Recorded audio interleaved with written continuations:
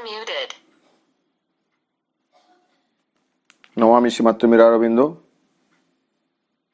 सावित्री अध्ययन कार्यक्रम रे अंशग्रहण करथिबा सम्मानस्पद समस्त भाई अपा सावित्री महाकाव्य प्रथम पर्व दि बुक ऑफ बिगिनिंग्स प्रथम अध्याय दि सिंबल डन आमे पूर्व अध्ययन गुड़िक रे अधिवेशन गुड़िक रे 7 पृष्ठ समाप्त पर्यंत आलोचना करिथिले। सावित्री प्रसंग रे आमे आलोचना करुथिले सावित्री केमिति एक दुर्योगर सम्मुखीन हेबा पई निजको प्रस्तुत करूछंती।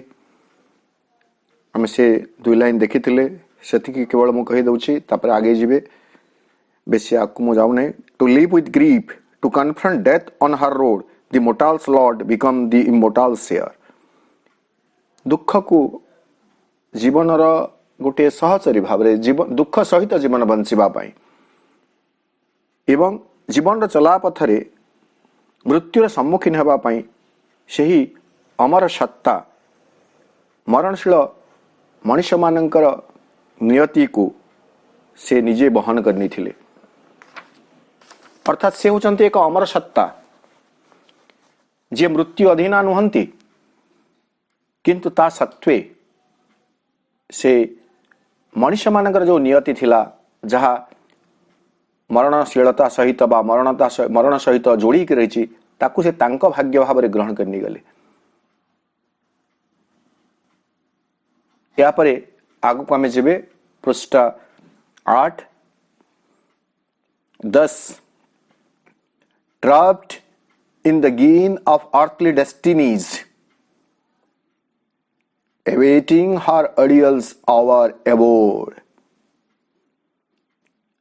outcast from her inborn felicity, accepting life's obscure terrestrial robe, hiding herself even from those she loved, the Godhead greater by a human fate।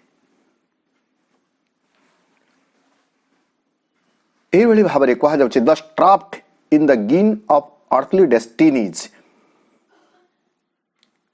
पार्थिव नियतिर एक काल फास बा एक कराल फासरे से एमिति भाव में फांदी हो जाइथिले। गिन अर्थ होछि एक फास किंतु एक स्वतंत्र प्रकार फास जहा मध्ययुगीय इंग्रेज परंपरा कहा जाउ बा यूरोपीय संस्कृति रे गोटे जो बेले सामंतवाद प्रचलित थिला से समय रे एक स्वतंत्र प्रकार फास तैयारी करा जाउतला ताकू गिन कहा जाउछि। कौन जो जमीदार माने थिले राजा जमीदार माने थिले से मानकर बड़ बड़ इस्टेट गुड़ाक थिला अंचल गुड़ाक थिला जोठारे से माने हरिण एवं आउ सेमिति पक्षी माननकु से माने सेठारे रखुथिले जो माननकु मझिरे मझिरे शिकार करी से माने तांकर मांस भक्षण करुथिले। तार चतुपार्श्व जो सरल निरीह आदिवासी लोक मैंने रोते मझिरे मझिरे से कौन करते तन मध्य छोट छोट कौन सी गोटे जीवजंतु को से शिकार कर नहीं जाउथिले। तो सेमानंकर से कबल रक्षा करने एमाने जमीदार माने गिन बा सेमिति एक स्वतंत्र फास व्यवस्था करथिले जो ठारे पड़गले तो से शिकार करने आसुथिले स्थानीय आदिवासी माने जहाँ को आम आदिवासी बोली भी कहि परिबे। जदि सेमिति लोक से भीतर को आसीगले और से गोड़ तांकर पड़ी जाउथला ताहले सेथिरे तांकर गोड़ भांगी जाउथला। तो ये गोटे भयंकर माने मनुष्य प्रति मध्य जणे एभली गोटे भयंकर विचार करि पारे। तो गिन शब्दटी स्पेशल स्नेहार तो अच्छी कि आउ किछि कहि पारिथांते गिन शब्द श्रीरविंद सेति में स्पेशल यूज करूछंती जे एहा एक माने आमे कल्पना भी करि परिबे नाही। तेणु जो ह्यूमन डेस्टिनीज जो कहा गल अर्थली डेस्टिनीज पार्थिव नियति ए पार्थिव नियति हूँ सत्य जमी सेमती गोटे फास जहाँ तांकर से देवोपम सत्ता देवी सुलभा सत्ता को मध्य आबद्ध करदेला। ट्रैप्ड तार फासरे से पड़ी जाइछंती। ऑफकोर्स जदि आमे देखिबे जे फासरे जड़े जानी करी पड़े नाही किंतु एक कथा आमे देखिबे से तो जानी छंती जेहेतु पार्थिव नियति को एक दिव्य तत्पर रूपांतरित करने आगमन परवर्ती समय आम देखीचे सावित्री रे। तेणु से कथा जानी नथिबे एमिति आमे कहि परिबे नाही जे ଧରା ପୃଷ୍ଠରେ ମଣିଷର ଉଦ୍ଧାର କରିବା ପାଇଁ ହେଲେ ମଣିଷର ଯାହା ସବୁ ଦୁଃଖ ଦୁର୍ଦ୍ଦଶା ଅଛି, ତାର ଯେଉଁ ଦୁର୍ଭାଗ୍ୟ ରହିଛି ତାକୁ ମଧ୍ୟ ନିଜ ଦେହରେ ଭୋଗିବାକୁ ପଡ଼ିବ। ଏକଥା ସେ ଜାଣିନଥିବେ ଏମିତି ଆମେ କହିବେ ନାହିଁ। ସେ ଯାହା ବି ହଉ ତଥାପି ଏଠାରେ ବର୍ଣ୍ଣନା କରାଗଲା ସେ ଏଇ ଯେଉଁ ପାର୍ଥିବ ନିୟତି ହେଉଛି ସେଇଟା ଦୁଃଖ ଯନ୍ତ୍ରଣା ମୃତ୍ୟୁ, ଏଇଟା ହେଲା ପାର୍ଥିବ ନିୟତି। ଏବଂ ଏଇ ଭାଷାରେ ପଡ଼ି ଯାଇଛନ୍ତି ସେଇଭଳି ଭାବରେ Savitri, awaiting her ideal's hour aboard। କେବଳ ସେତିକି ନାହିଁ, ଏବଂ ସେ ବର୍ତ୍ତମାନ ସେ ଭାଷା ଭିତରେ ସେ ଅପେକ୍ଷା କରି ରହିଛନ୍ତି, ସତେ ଯେମିତି ସେ ଅପେକ୍ଷା କରିଛନ୍ତି। କ'ଣ ଅପେକ୍ଷା କରିଛନ୍ତି? ହାର ଆଇଡିଆଲ୍ସ ଆୱାର, ତାଙ୍କର ସେ ଯେଉଁ କଠୋର ଅଗ୍ନି ପରୀକ୍ଷାର ମୁହୂର୍ତ୍ତ, ଯେଉଁ ମୁହୂର୍ତ୍ତ ସହିତ ସେ ବାନ୍ଧି ହେଇଛନ୍ତି। ଏବୋର୍ଡ ହେଉଛି ପାଷ୍ଟ ଟେନ୍ସ ଅଫ୍ ଏବାଇଡ ମାନେ ବାନ୍ଧି ହୋଇ ରହିବା, ଯୋଡ଼ି ହେଇକରି ରହିବା। ତ ତାଙ୍କର ସେ ଯେଉଁ ନିୟତି, ଦୁର୍ଭାଗ୍ୟ ଦୁର୍ଯୋଗ ଯାହାର ସେ ସମ୍ମୁଖୀନ ହେବେ, କଠୋର ପରୀକ୍ଷା। ଅଡିଏଲ ମାନେ ସେମିତି କଠୋର ପରୀକ୍ଷା, ଅଗ୍ନି ପରୀକ୍ଷା ଆମେ ଯାହାକୁ କହୁ। It is not a mere examination. Ordeal ହେଉଛି ସାଧନାଗତ କ୍ଷେତ୍ରରେ ଯେତେବେଳେ ଘୋର ଆମେ କ'ଣ କହିବି ପରୀକ୍ଷାର ଆମେ ସମ୍ମୁଖୀନ ହଉ, ତାକୁ ଅଡିଏଲ ବୋଲି କୁହାଯାଏ। କଠୋର ପରୀକ୍ଷାର ସେ ସମ୍ମୁଖୀନ ହୋଇଛନ୍ତି ଏବଂ ସେଇ ଦୁର୍ଯୋଗର ମୁହୂର୍ତ୍ତ ସହିତ ସେ ସତେ ଯେମିତି ବାନ୍ଧି ହୋଇ ରହିଛନ୍ତି। ଆଉଟକାଷ୍ଟ ଫ୍ରମ୍ ହର ଇନବର୍ନ ଫେଲିସିଟି, ସେ ହୋଇଛନ୍ତି ଆନନ୍ଦ କନ୍ୟା, ଆନନ୍ଦ ଦୁହିତା। କିନ୍ତୁ ତାଙ୍କର ସେ ଜନ୍ମଗତ ଯେଉଁ ଆନନ୍ଦ ରହିଥିଲା, ଫେଲିସିଟି ରହିଥିଲା, ସୌଭାଗ୍ୟ ରହିଥିଲା, ସୌଖ୍ୟ ରହିଥିଲା, ସେଥିରୁ ସେ ସତେ ଯେମିତି ନିଜକୁ ବିଚ୍ୟୁତ କରିଦେଇଛନ୍ତି ବା ସେଠୁ ସେ ଦୂରେଇ ଯାଇଛନ୍ତି। ଆଉଟକାଷ୍ଟ, ସେଠୁ ସେ ବାହାରି ଆସିଛନ୍ତି। ଏବଂ ବର୍ତ୍ତମାନ C has BCom A mortar man. ସେ ଜଣେ ମଣିଷରେ ପରିଣତ ହୋଇଯାଇଛନ୍ତି। ଏ ମୋର୍ଟାଲ ବିଙ୍ଗ, ମେନ୍ ତ ନୁହେଁ, ଏ ମୋର୍ଟାଲ ବିଙ୍ଗ, ଏକ ମଣିଷରେ ସେ ପରିଣତ ହୋଇଯାଇଛନ୍ତି। ଯେହେତୁ ଏକ ମଣିଷ ହୋଇଯାଇଛନ୍ତି, ତେଣୁକରି ସେ ମଣିଷର ନିୟତିକୁ ମଧ୍ୟ ଭୋଗିବା ପାଇଁ ବାଧ୍ୟ। ତ ତାଙ୍କର ଯେଉଁ ଓରିଜିନାଲ ଫେଲିସିଟି ଥିଲା, ଇନବର୍ନ ଫେଲିସିଟି ଥିଲା, ଜନ୍ମଗତ ଯେଉଁ ସୌଖ୍ୟ ଥିଲା, ଜନ୍ମଗତ ଯେଉଁ ଆନନ୍ଦ ଥିଲା, ସେଥିରୁ ସତେ ଯେମିତି ସେ ନିର୍ବାସିତ ହୋଇଯାଇଛନ୍ତି। ଆଉ କ'ଣ କହିଛନ୍ତି? ଆକ୍ସେପ୍ଟିଂ ଲାଇଫ୍ସ ଅବସ୍କ୍ୟୁର ଟେରେଷ୍ଟ୍ରିଆଲ ରୋବ ମାନେ ହେଉଛନ୍ତି ପରିଚ୍ଛଦ, ବସ୍ତ୍ର। ଅବସ୍କ୍ୟୁର ଦୁର୍ବୋଧ୍ୟ, ମଳିନ, ମ୍ଳାନ, এই পার্থিব পরিধানକୁ ସେ ପିନ୍ଧିଛନ୍ତି, ତାକୁ ସ୍ୱୀକାର କରିଛନ୍ତି। এই ଜାଗାରେ ଆମେ ଦେଖିଲେ ଟ୍ରାପ୍ଟ ଏବଂ ଆକ୍ସେପ୍ଟିଂ, ସି ହାଜ୍ ଆକ୍ସେପ୍ଟେଡ୍, ସେ ଆକ୍ସେପ୍ଟ କରିଛନ୍ତି, ଏହାକୁ ଗ୍ରହଣ କରିଛନ୍ତି। ସ୍ୱୟଂ ହେଉଛନ୍ତି ଦିବ୍ୟ ସତ୍ତା, କିନ୍ତୁ এই ପାର୍ଥିବ ବସ୍ତ୍ରକୁ, ପରିଚ୍ଛଦକୁ ପରିଧାନ କରିବା ସକାଶେ ସତେ ଯେମିତି ସେ ସମ୍ମତ ହୋଇଛନ୍ତି, ତାକୁ ଗ୍ରହଣ କରି ନେଇଛନ୍ତି, ସ୍ୱୀକାର କରି ନେଇଛନ୍ତି। Hiding herself even from those she loved, ଯେଉଁ ସକଳଙ୍କୁ ସେ ଭଲ ପାଉଥିଲେ ତାଙ୍କଠାରୁ ମଧ୍ୟ ସେ ନିଜେ ନିଜକୁ ଲୁଚେଇ ରଖିଛନ୍ତି। ଏ କଥା ବି ଆମେ ଆଲୋଚନା କରିସାରିଲେଣି ନାଇଁ। ସାବିତ୍ରୀ ଯିଏକି ହେଉଛନ୍ତି ଚିନ୍ମୟୀ ସତ୍ତା, ସେ ଏକ ସାଧାରଣ ମଣିଷ ଭଳି ଶାଶୁ ଶ୍ୱଶୁରଙ୍କ ସେବା କରୁଛନ୍ତି, ପ୍ରିୟ ପରିଜନଙ୍କର ସେବା କରୁଛନ୍ତି। ସେ ଅରଣ୍ୟରେ ଯେଉଁମାନେ ଥିଲେ ଏଜ୍ ଏ ଡିଲିଜେଣ୍ଟ ସ୍ଲେଭ୍ ବୋଲି କୁହାଯାଉଛି, ଏକ କର୍ମନିଷ୍ଠ ଦାସୀ ତୁଲ୍ୟ ସେ ସମସ୍ତଙ୍କର ସେବା କରୁଛନ୍ତି। ସୋ ହାଇଡିଂ, ସେ କିଏ ପ୍ରକୃତରେ, ତାକୁ ସେ ଲୁଚେଇ ରଖିଛନ୍ତି। ଏହି ପ୍ରସଙ୍ଗରେ ଆମେ ଆଉ ଦୁଇଟି ପର୍ଯ୍ୟାୟକୁ ମଧ୍ୟ ଯାଇପାରିବେ। ମୃତ୍ୟୁ ଦେବତା ସହିତ ତାଙ୍କର ଯେତେବେଳେ ତର୍କ ହେଉଛି, ମୃତ୍ୟୁ ଦେବତା ମଧ୍ୟ ଚିହ୍ନି ପାରୁନାହାନ୍ତି ସେ କାହା ସହିତ ତର୍କ କରୁଛନ୍ତି। ପରବର୍ତ୍ତୀ ସମୟରେ ତାଙ୍କର ଯେଉଁ ଓଜସ୍ୱିନୀ ବାଣୀ ଥିଲା, ଓଜସ୍ୱିନୀ ତର୍କ ଥିଲା, ଯୁକ୍ତି ଥିଲା, ତାକୁ ସମ୍ମୁଖୀନ ହେଲା ପରେ ମୃତ୍ୟୁ ଦେବତାଙ୍କର ହୃଦବୋଧ ହେଉଛି ଯେ ଇଏ ସାଧାରଣ ମହିଳା ନୁହନ୍ତି, ସାଧାରଣ ନାରୀ ନୁହନ୍ତି। ତାଙ୍କୁ ତେଣୁ ପଚାରୁଛନ୍ତି ତମେ କିଏ ପ୍ରକୃତରେ। ଏବଂ ତାପରେ ସାବିତ୍ରୀ କହୁଛନ୍ତି ତମେ ଯଦି ତମର ସେଇ ଦୃଷ୍ଟି ଯଦି ରହିଛି, ଅନ୍ତର୍ଦୃଷ୍ଟି ରହିଛି, ତାହେଲେ ମୁଁ କିଏ ତମେ ନିଜେ ଦେଖିପାରିବ। ଏବଂ ସେ ଦେଖୁଛନ୍ତି ଇଏ ହେଉଛନ୍ତି ଚିନ୍ମୟୀ ସାବିତ୍ରୀ। ତା ପରବର୍ତ୍ତୀ ସମୟରେ ଆମେ ଦେଖିବେ ସତ୍ୟବାନ ଯେତେବେଳେ ଜାଗି ଉଠୁଛନ୍ତି ମୃତ୍ୟୁରୁ, ପୁଣି ଥରେ ଚେଇଁ ଉଠୁଛନ୍ତି, ସେତେବେଳେ ସେ ବି କହୁଛନ୍ତି ଯେ କିଛି ଗୋଟେ ଅପରୂପ ତୁମେ ଦେଖାଯାଉଥିଲ, କିନ୍ତୁ ତଥାପି ତମେ ମୋର ସେ ପ୍ରିୟତମା ପତ୍ନୀ ହୋଇକରି ରହ। ହାଇଡିଂ ହରସେଲ୍ଫ, ସେ ତାଙ୍କର ନିଜର ଅସଲ ସତ୍ତା, ଅସଲ ପରିଚୟ, ଅସଲ ବ୍ୟକ୍ତିତ୍ୱ ବୋଲି ବି ଆମେ କହିପାରିବେ। ସତେ ଯେମିତି ସେ ନିଜର ସତ୍ତାକୁ ନିଜେ ଲୁଚେଇ ରଖିଛନ୍ତି। କାହାଠୁ ଲୁଚେଇ ରଖିଛନ୍ତି? ଯାହାକୁ ସେ ଭଲ ପାଉଥିଲେ। ଫ୍ରମ୍ ଦୋଜ୍ ସି ଲଭ୍ଡ, एवं परिशेष श्री अरविंद कहते the godhead greater by a human fate, greater by a human feet.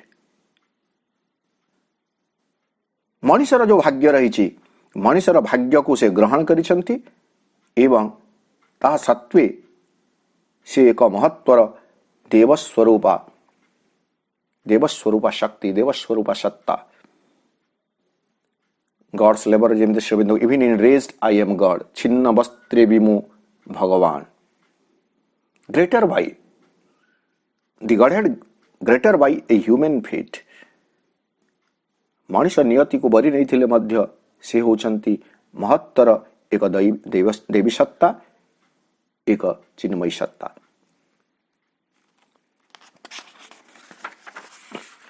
A dark foreknowledge separated her from all of whom she was the star and stay, too great to impart the peril and the pain. In her torn depths she kept the grief to come. केवल जे निजको लुचई रखिछंती ताहा नुह, आहरी मध्य से कौन करुछंती a dark फोreknowledge separated her from all of whom she was the star and stay। जो सकलंक सकाशे जो सकलंक पाई से थिले एक ध्रुवतारा का सदृश। ध्रुवतारा जेमिति हमको दिग निर्णय करिबारे साहाय्य करे उत्तर दिग, ठीक सेमिति जो सकलंक पाई से नियति निर्धारण करिबा पाई एक तारका सदृश थिले एवं स्टे बा अवलंबन थिले, जो समस्तंकर से अवलंबन थिले। प्रकृति रे सेमाने केते बुझिथिले आमे सेटा कहि परिबा नै, परवर्ती समय सेटा कहउचंती जे मनुष्य तो ता जानि नथिला किंतु गोटे प्रकार रे सेमानक सकाशे ही से आसी छंती। मनुष्य को तार यथार्थ दिगरे तार जीवन को परिचालित करिबा पाई एवं तांकर अवलंबन रे से मार्गर अनुसरण करिबा पाई प्रभु बा दिव्य जननी पृथ्वी पृष्ठ को आसी छंती। किंतु सेमानंक ठारू सावित्री को किछि गोटा पृथक करी रखिथिला। से किछि गोटा कण ए डार्क फोreknowledge सेपरेटेड हर। फोreknowledge पूर्व ज्ञान। He had the knowledge what will happen after the end of 1 year. It is the foreknowledge। पूर्व ज्ञान कण नहीं, सावित्री को जना थिला विवाहर वर्ष शेष रे कौन घटिबाकू जाउछि एवं सही घटनाटी सही पूर्व ज्ञानटी तांको पृथक कर रखिथिला सही मानक ठारू जो मानकर से थिले मार्गदर्शिका तारका सदृश नक्षत्र सदृश एवं जो मानक पाई से थिले एक अवलंबन दृढ़ अवलंबन। Too great to impart the peril and pain in her own torn depths she kept the grip to come. तांका भितरे जो दुख एवं जंत्रणा थिला, पेरिल एंड पेन संकट एवं जंत्रणा थिला, ताहा एते भयंकर थिला जे ताहा से अन्य मानक सहित शेयर करबा को चाहू नथिले, वितरण करबा टू ग्रेट टू इम्पार्ट से मानक देबा को से चाहू नथिले। आमे देखिछि ए जगह आमे बहु जन कथा कहिबे नै, ते जो तीन जन के संगे से रहउथिले सासु ससुर एवं सत्यवान, ए तीन जन जाक सावित्री भीतर से गभीर वेदना को गभीर जंत्रणा को जानिबार सामान्यतम सुराग मध्य पाउ नथिले। जो गभीर जंत्रणा को से निज हृदय भितर बहन करी अद्यावधि बंची आसी वर्षे काल। कारण सही वेदना सही जंत्रणा एते भयंकर थिला जहा पूर्वरु तांको सिना ज्ञाता थिला, किंतु ए प्रिय परिजन हुम सी लव्ड जो मानक से भल पाउछन्ते से माने जदि जानी पकान्ते ए दुर्भाग्यर कथा ताले हुए तो किछि भी अघटन घटी जाई पारे। हुए तो सेमिति किछि गोटे भावना थाउ बा सेमिति किछि ये जोगु चेतना जोगु सेमिति किछि उपलब्धि जोगु सावित्री तांको मध्ये जानिबाकू दउ नाहंती जे तांक जीवन रे कौन दुर्योग कौन दुर्भाग्य घटिबाकू जाउछि। आ कौन करूछन्ती इन हर टॉर्न डेप्थ्स विदीर्ण हो जाइथिबा तांक हृदय रे से अतल गौहर रे टर्न टियर टर्न विदीर्ण होइथिबा तांकर से हृदय तळे रे she kept the grip to come. ସେହି ଯନ୍ତ୍ରଣାକୁ ସେ ସାଇତି ରଖିଥିଲେ। ସତେ ଯେମିତି ଯେଉଁ ଯନ୍ତ୍ରଣା ଆସିବାକୁ ଅଛି ସେହି ଯନ୍ତ୍ରଣାକୁ ସେ ସାଇତି ରଖିଥିଲେ। ଆମେ ଯେତେବେଳେ ଏକ ମାନୁଷୀ ଚେତନାକୁ ନେଇ କଥା ବୁଝିବା ପାଇଁ ଚେଷ୍ଟା କରିବା ସେତେବେଳେ ଯେ ପ୍ରକୃତିରେ ବୁଝିପାରିବା ଯେ ସାବିତ୍ରୀଙ୍କର ସେ ସମୟର ଅବସ୍ଥା କେମିତି ହେଇଥିବ। ପ୍ରକୃତିରେ ସେହି ଯନ୍ତ୍ରଣାକୁ ଗଭୀର ବେଦନାକୁ ହୃଦୟ ଭିତରେ ସାଇତି ରଖିଛନ୍ତି। ବାହାରେ କାହାକୁ କିଛି ଜାଣିବାକୁ ସୁଯୋଗ ଦଉନାହାନ୍ତି। ଏଇଭଳି ଯେଉଁ ଅଭିନୟ କହିବା ନାହିଁ ତ କ'ଣ କହିବା, ତାଙ୍କୁ ଯେଉଁ ଅଭିନୟ କରିବାକୁ ପଡୁଛି, କିନ୍ତୁ ପ୍ରକୃତିରେ ଏହା ଅଭିନୟ ନଥିଲା। ପରବର୍ତ୍ତୀ କିଛି ଧାଡ଼ିରେ ଶ୍ରୀ ଅରବିନ୍ଦ ତାକୁ ସ୍ପଷ୍ଟ କରୁଛନ୍ତି।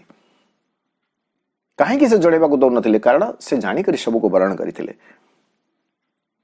As one who watching over men left blind takes up the load of an unwitting race, harboring a foe whom with her heart she must feed, unknown her act, unknown the doom she faced, unhelped she must foresee and dread and dare. ସେ ଯେ କଳ ତାଙ୍କର ଯନ୍ତ୍ରଣାକୁ, ତାଙ୍କର ବେଦନାକୁ ଯେ ତାଙ୍କର ଦୀର୍ଣ୍ଣ ହୃଦୟ ଭିତରେ ସାଇତି ରଖିଛନ୍ତି, ଅପେକ୍ଷା କରିଛନ୍ତି ସେ ଦୁର୍ଭାଗ୍ୟକୁ, ଦୁର୍ଯୋଗକୁ, ସେମିତି ନୁହଁ। ଆଉ କ'ଣ ହେଇଛି? ସେ ସକଳ ମାନୁଷୀ ଜାତିର, ମାନବ ଜାତିର ଏକ ଗାର୍ଡିଆନ୍ ବା ଅଭିଭାବକ ତୁଲ୍ୟ ସତେ ଯେମିତି ସେ ତାଙ୍କର ଦାୟିତ୍ୱ ବହନ କରିଛନ୍ତି। କେମିତି? As one who watching over men left blind, ଅନ୍ଧ ଅର୍ଥାତ୍ ଯେଉଁମାନଙ୍କର ଦୃଷ୍ଟି ନାହିଁ, ସ୍ଥୂଳ ଚକ୍ଷୁର ଅନ୍ଧତ୍ୱକୁ ଏଠାରେ କୁହାଯାଉ, ଯେଉଁମାନଙ୍କର ପ୍ରକୃତିରେ ଭିଜନ ନାହିଁ, ଭବିଷ୍ୟତକୁ ନେଇ, ଜୀବନକୁ ନେଇ ଯେଉଁମାନଙ୍କର ଦୃଷ୍ଟି ନାହିଁ, ଯେଉଁମାନେ blind by their vision we can see, ସେହି ମଣିଷ ଜାତି ତାଙ୍କର ସତେ ଯେମିତି ଦେଖାରେଖା କରିବା ପାଇଁ, ଯେମିତି ଜଣେ ଅନ୍ଧ ଲୋକ ପାଇଁ ଗୋଟେ ଅଭିଭାବକ ଦରକାର। ତାର ହାତଟା ଧରିକି କିଏ ରାସ୍ତାକୁ ନେଇଯିବ, ତାର ସବୁ କର୍ମରେ ତା ପାଇଁ ସହାୟକ ହେବ। ତ as one who watching over men life blind, ଅନ୍ଧ ଲୋକମାନଙ୍କର ଦେଖାଶୁଣା ଯେମିତି ଜଣେ କରନ୍ତି, ସାବିତ୍ରୀ ଠିକ୍ ସେମିତି ହେଇଛନ୍ତି। ଆଉ କ'ଣ? Takes off the load of an unwitting race, ତେଣୁକରି ସେ ସବୁ ଭାର ନିଜେ ନିଜ କନ୍ଧରେ ବହନ କରିଛନ୍ତି। କାହାର? ନାଇଁ, ଅନୱିଟିଂ ରେସ୍। ଆଉ ଗୋଟେ କଥା କୁହାଗଲା, the mankind is not only blind, devoid of wit also, ତା ପାଖରେ ଯଥାର୍ଥ ହିତାହିତ ଜ୍ଞାନ ମଧ୍ୟ ନାହିଁ। ଅନୱିଟିଂ, ନିର୍ବୋଧ, ଯଥାର୍ଥ ଜ୍ଞାନ ଜୀବନ ସମ୍ବନ୍ଧରେ ଯଥାର୍ଥ ଜ୍ଞାନ ମଧ୍ୟରେ ନାହିଁ। ତ ସେହି ନିର୍ବୋଧ ମଣିଷ ଜାତିର, ଅନ୍ଧ ନିର୍ବୋଧ ମଣିଷ ଜାତିର ଏକ ଆମେ କ'ଣ କହିବେ ଗାର୍ଡିଆନ୍, ଅଭିଭାବକ ତୁଲ୍ୟ ବା ତାଙ୍କର ସହାୟିକା ତୁଲ୍ୟ ସେ ତାଙ୍କର ସମସ୍ତ ଜୀବନର ଭାର ନିଜ କାନ୍ଧରେ ବହନ କରିଛନ୍ତି।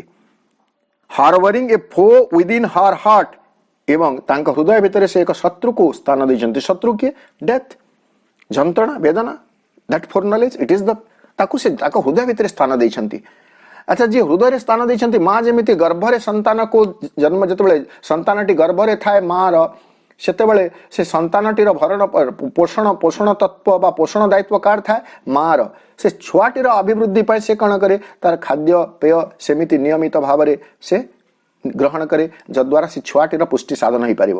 ତ ବର୍ତ୍ତମାନ ସେ ଯେଉଁ ଶତ୍ରୁ ଅଛି, ସେ ଶତ୍ରୁଟି ଯାହାକୁ ସେ ତାଙ୍କ ହୃଦୟ ଭିତରେ ସ୍ଥାନ ଦେଇଛନ୍ତି, ସେ କ'ଣ କରୁଛି? ସାବିତ୍ରୀଙ୍କର ପ୍ରାଣରସକୁ ଶୋଷୁଛି। Harbouring a foe whom with her heart she must feed, ତାଙ୍କର ହୃଦୟର ରସରୁ, ଅର୍ଥାତ୍ ଆମେ ଯେଉଁ କହୁ ଲୁହକୁ ପିଇ ଯିବାର କଥା, ଯେଉଁ ଦୁଃଖକୁ ଜିଇ ଯିବାର କଥା ଯେଉଁ କହୁ, ସେଇଭଳି ଭାବରେ ସବୁ ଲୁହକୁ ପିଇ ଯାଇ, ସବୁ ଯନ୍ତ୍ରଣାକୁ ସହି ଯାଇ ସାବିତ୍ରୀ ସେହି ଚରମ ଶତ୍ରୁର ସତେ ଯେମିତି ତାଙ୍କ ହୃଦୟ ଭିତରେ ପୋଷଣ କରୁଛନ୍ତି। Harbouring a foe whom with her heart she must feed, unknown her act, କ'ଣ କରିବେ ତାହା ବର୍ତ୍ତମାନ ପର୍ଯ୍ୟନ୍ତ ତାଙ୍କୁ ଜଣା ନାହିଁ। କହି ସିନା ଆସିଥିଲେ, ମାଙ୍କୁ କହିଥିଲେ, ଆମର ସ୍ମରଣ ଥିବ, ତାଙ୍କ ମାଙ୍କୁ କହୁଛନ୍ତି ଯେ ନାଇଁ, ଯଦି ସତ୍ୟବାନ ମରିଯାଆନ୍ତି ତାହେଲେ ମୁଁ ମଧ୍ୟ ଜାଣେ କେମିତି ମରିବାକୁ ହୁଏ, I also know how to die, ଏମିତି ଗୋଟେ ବାଣୀ ଥିଲା। କିନ୍ତୁ ପ୍ରକୃତରେ ଯେ ସେ ପରିସ୍ଥିତି ଉପସ୍ଥିତ ହେଲେ, ସେ କ'ଣ କରିବେ? ଅନନୋନ୍, हर एक्ट से कौन करिवे सेता तांकु जणा नहीं unknown the doom she faced बासे मध्य अज्ञात जो दुर्गति तांको सामना करिवे अज्ञात कहले जगह केमिति को मुहूर्त रे तेणुकर आम देखिए जो अष्टम पर्व जो पढ़ुले नहीं सत्यवान सहित जो जंगल को जाउछंती अरण्य को जाउछंती सत्यवान बहुत किसी आनंद विभोल कथा कहते सावित्री को सावित्री तो शुणुंट गोटे शब्द भी पकई दौना तले किंतु ता सत्वे से चतुर्दिग को दृष्टि निबद्ध रखुंट जे कौ जगह कौ घटना घटी कि मरबे बोली सिना जानते एमती भाव में ता कौन हेब से विषय में जना ना एटा कहवा बाहुल्य unknown her act unknown the doom she faced unhelped एवं ए दुर्योग भोगिला बेले तांको केही सहाय्य करिवे नहीं unhelped she must foresee and dread and dare निसहाय तांको कहीं सहायता प्रदान करबा पे आसीबे नहीं तथापि तांको जानिबा को हेबो सही भवितव्य जे केमिति भाबरे सत्यवान का मृत्यु हेबो एवं सही दुर्योगरु से केमिति भाबरे तांको रक्षा करि परिबे एवं ड्रेड से भयंकर जो दुर्गति तांका जीवन रे सम्मुखीन हेबाको जाउचंती ताकू से साहस करी सम्मुखीन हेबाको पड़िबो या होचंती सावित्री साहस करी सम्मुखीन हेबाको पड़िबो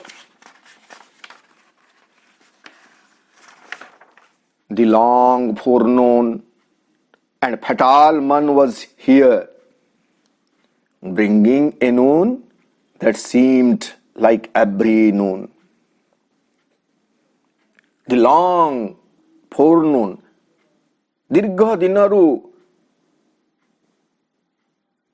भविष्यत रे कौन हेबो जानी सारी सावित्री दीर्घ पूर्व ज्ञात and fatal man was here आज से दिन आसी जाइए फेटाल मारात्मक मरणांतक से ही प्रभात सिंबरण नहीं से ही प्रभात आज तांका जीवन रे आसी उपनीत होइछि अर्थात 364 डेज पास्ट हो जाइछि today's dawn is the 365th dawn परवर्ती समय एई अध्यायर शेष धाड़ी होछि जे यह होछि सही दिन जो दिन सत्यवान निश्चित भाव में मरिबे मस्ट डाई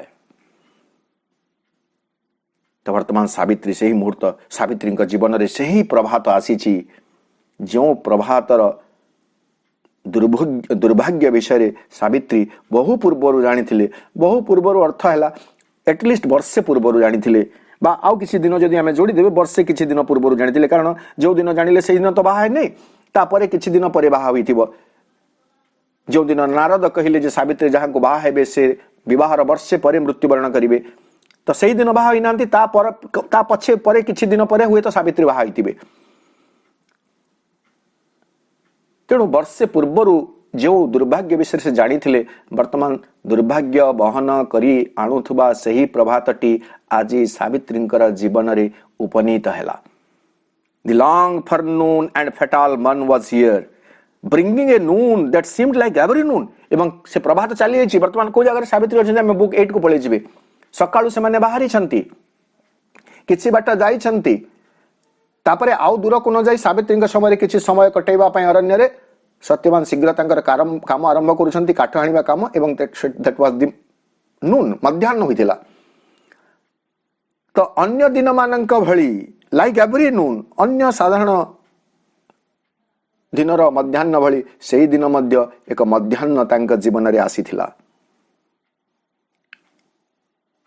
ताकू श्रीअरविंद आउ चमत्कार भाव में वर्णना करुछंती for nature walks upon her mighty way यह को हमें सेपरेट कर मध्य बुझी पारिबे एई चारि लाइन जो हमें तळ को आलोचना करिवे एटा हमें देखिबे जे विधिर विधान प्रकृतिर नियम प्रकृति केमिति ता कार्य निरपेक्ष भाव में अनासक्त उदासीन भाव से करि चाले without being attached, without being sympathetic कौन हेबो मन करन तमे देखिबे जेतेबेले बन्याटी आसुची जेतेबेले बात्याटी आसुची जेतेबेले अग्निकांडटी घटुची सेतेबेले प्रकृति कोन देखुची किए युवक किए वृद्ध किए शिशु किए धनी किए गरीब किए सवर्ण किए असवर्ण किए पाश्चात्य भूखंडर किए प्राच्य भूखंडर से विचार करे नहीं तो सत्य जमी अंध प्रकृति बोली आम कहे तार जिते से तांडव सृष्टि करे भयंकर रूप धारण करे से अंध हो जाए प्रकृति अंधुणी हो जाए तो से भाव में श्री अरविंद एठारे वर्णना कर for nature walks upon her mighty way unheeding when she breaks a soul a life living her slain behind she travels on many men only marks and God's all seeing eyes.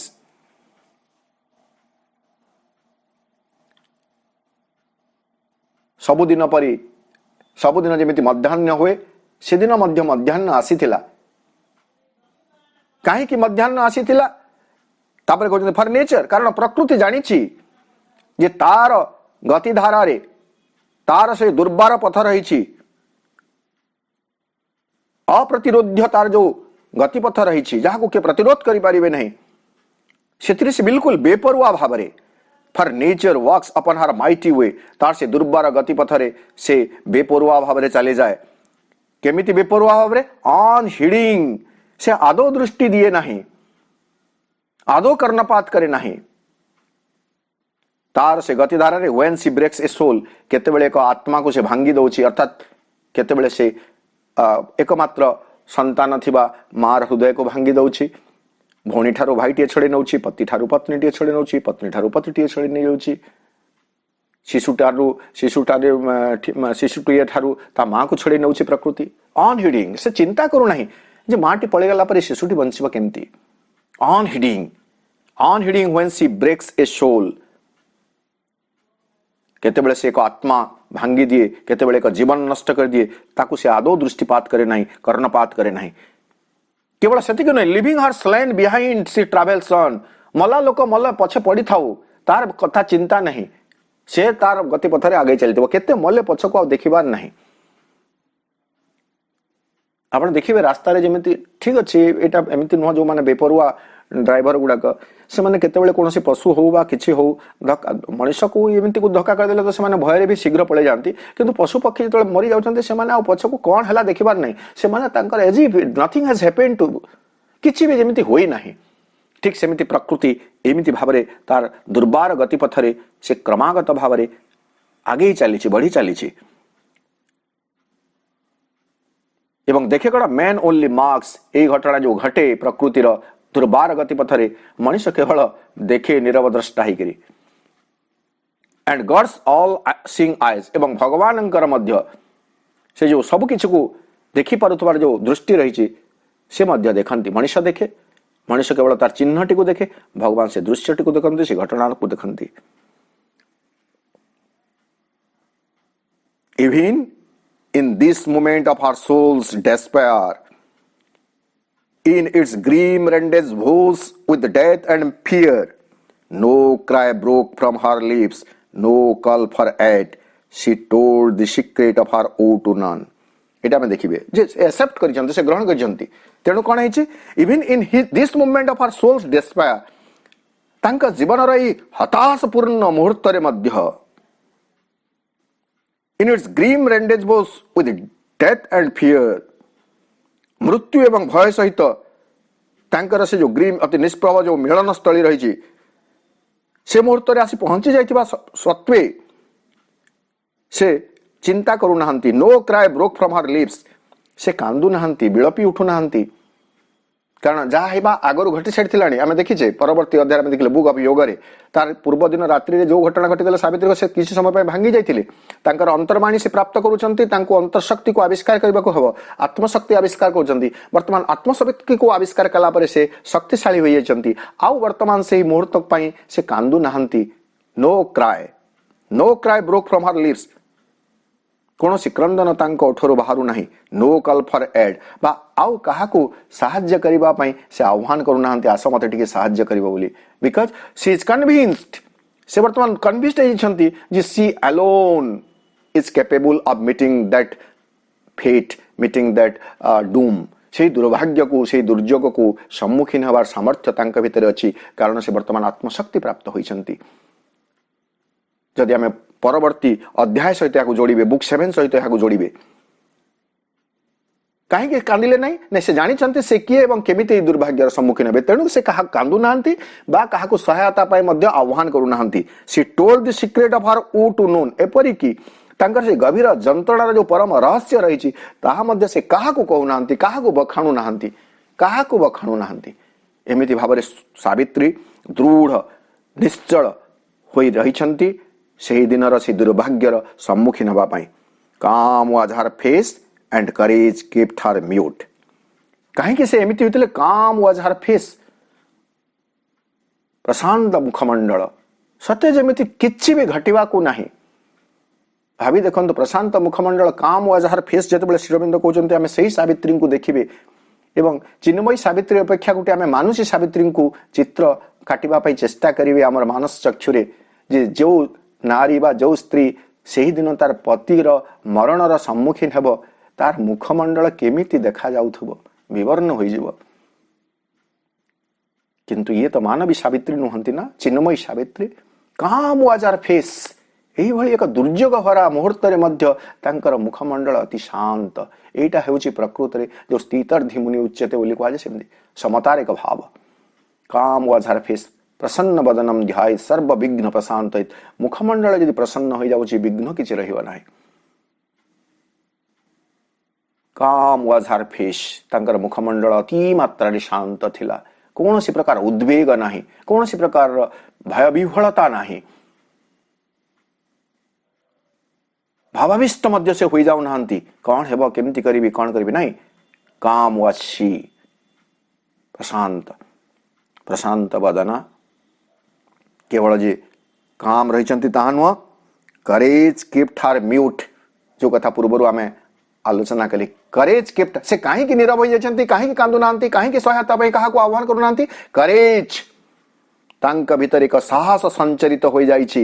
ସେ ସାହସ ତାଙ୍କୁ ପ୍ରଦାନ କରିଛି କିଏ? ତାଙ୍କର ଆତ୍ମଶକ୍ତି। The strength within, the strength of the soul within.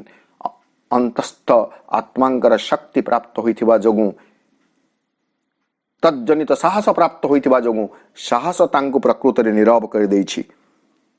ଆଜି ଆମେ ଏଇଠି ରଖିବେ, ପୁଣି ପରବର୍ତ୍ତୀ ସମୟରେ ଆଲୋଚନା କେମିତି କରାଯିବ, ସମୟ ନିର୍ଘଣ୍ଟ ହେଲେ ଆମେ ସାବିତ୍ରୀ ଅଧ୍ୟୟନକୁ ଆଗେଇ ନେବା।